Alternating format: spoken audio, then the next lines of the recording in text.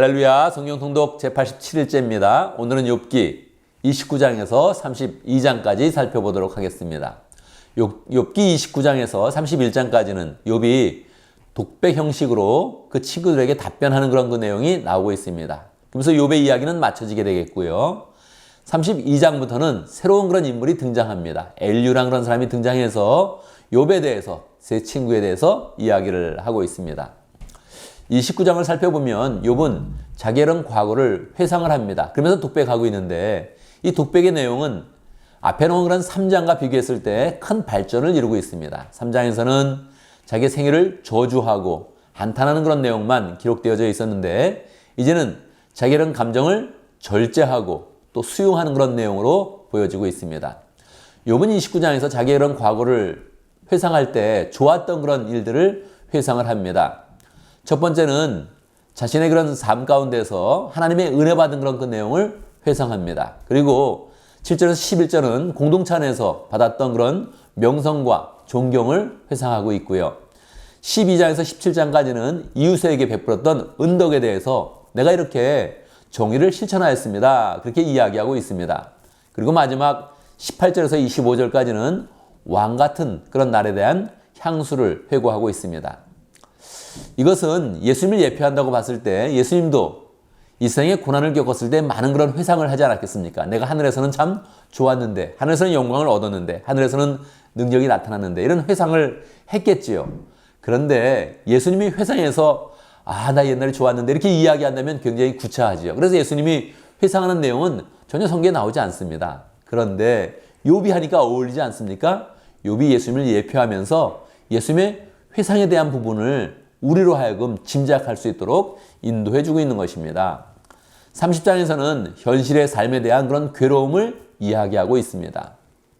자신의 그런 과거를 회상해 보니까 현실의 그런 삶이 더 어렵게 느껴지는 것이죠. 1절, 이제는 내 양떼를 지키는 개들치기도 끼지 못하는 쓸모없는 자들의 자식까지도 나를 조롱한다. 그렇게 표현하고 있습니다. 자기가 어려우니까 모든 사람이 다 조롱한다는 것입니다. 무슨 이야기입니까? 예수님에 대해서 조롱하는 그런 이야기를 하는 것이죠. 예수님이 이 땅에 내려오시니까, 사람의 몸을 입고 내려오시니까 메시아의 위엄을 나타내는 것이 아니라 더 낮은 자세로 내려오니까 개만도 못한 그런 자들의 자식이 예수님을 조롱을 한다는 것입니다. 12절, 이 천한 무리들이 내 오른쪽에서 나와 겨누려고 들고 일어나며 나를 잡으려고 내가 걷는 길에 덫을 놓고 나를 파멸시키려고 포위망을 좁히고 있다. 그렇게 표현하고 있습니다. 예수님이 이 땅에 내려오셔서 예수님과 겨누려고 막 싸우려는 그런 유대인들을 보면 얼마나 안심합니까? 정말로 예수님이 너무 괴롭겠죠. 그런데도 불구하고 예수님이 당하는 것입니다. 그러니까 그 괴로움이 더 큰 것이죠. 16절, 나는 이제 계력이 쇠하여서 죽을 지경에 이르렀다. 정말 죽을 지경에 이르라는 일들을 많이 경험하셨고 십자가를 맞이하면서는 정말로 죽게 되시는 것입니다. 그 탄식을 예수님이 스스로 할 수 없으니 욥이 대신 탄식하면서 예수님의 어려움을 우리로 하여금 잘 이해할 수 있도록 하고 있는 것입니다.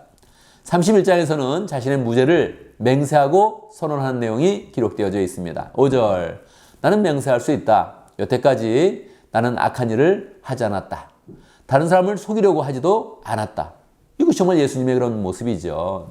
욥은 정말 예수님을 예포하면서 예수님의 그런 무죄를 정확히 선언하고 맹세하는 것입니다. 24절, 나는 황금을 믿지도 않았고 정금을 의지하지도 않았다. 그렇죠. 예수님은 물질을 의지한 것이 아니요 세상을 의지한 것이 아니요 오직 하나님만 의지하면서 사는 그런 삶을 사셨습니다. 32장에서 이제 젊은 사람, 유일하게 히브리어식의 이름을 가진 엘리후가 등장합니다. 엘리후는 그는 나의 하나님이시다라는 그런 뜻을 가지고 있죠. 이제 엘리후의 그런 등장은 독특한 그런 위치를 차지하고 있습니다. 욥기 전체에서 욥의 친구들이 욥을 정죄했는데 그것은 옳지 않았습니다. 욥은 자기의 그런 무죄를 주장했죠. 그러면 욥이 끝까지 자신의 그런 무죄를 주장하다가 하나님이 나타나시면 어떻게 되겠습니까? 욥도 야단치고 그 친구의 그런 잘못도 야단쳐야 되는데 그럼 하나님과 욥이 대적하는 그런 모양새가 되는 것입니다. 그러니까 엘리후가 먼저 나타나서 욥의 그런 잘못도 지적하고 친구들의 잘못은 더 많이 지적하고 해서 하나님이 나타나시기 전에 정지 작업을 하는 것입니다. 이것은 예수님께서 오시기 전에 세례 요한이 나타나서 먼저 회개하라, 하나님 나라 가까웠다 이야기하는 것과 비슷한 그런 역할을 하는 것입니다. 또한 엘리후가 욥에 대해서 지적을 함으로써 욥이 예수님은 아니었구나, 예수님을 예표하고 있었지 그 자신이 예수님은 아니었구나 하는 것을 우리가 분명히 알 수 있죠. 그렇습니다.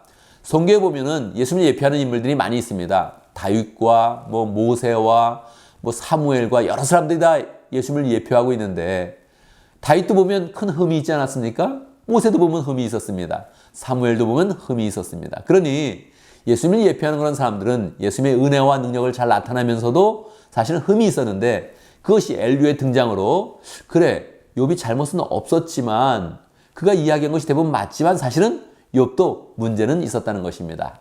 어떤 문제가 있었을까요? 첫 번째, 욥이 줄기차게 자신의 의를 주장함으로 모든 책임을 하나님께 전가를 했다는 것입니다. 그것이 잘못이죠. 그것이 2절에서 나옵니다.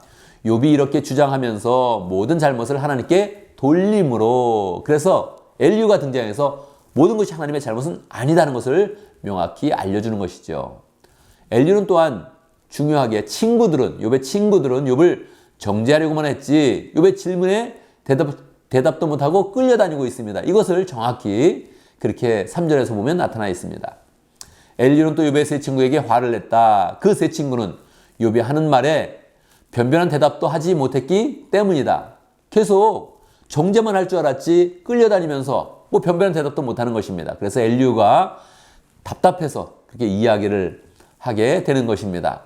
엘리후의 이런 그 말은 8절에 보면 사람에게 슬기를 주는 것은 사람 안에 있는 영, 곧 전능하신 분의 입금이라는 것을 알았다. 그렇게 이야기하면서 엘리후는 사람의 관점이 아니라 조금 더 영적인 관점에서 지금 욥에 대해서 그 친구에 대해서 이야기를 하고 있는 것입니다. 21절, 이 논쟁에서 누구의 편을 들 생각도 없습니다. 이렇게 이야기하죠. 그래서 엘리후는 누구의 편을 드는 것이 아닙니다.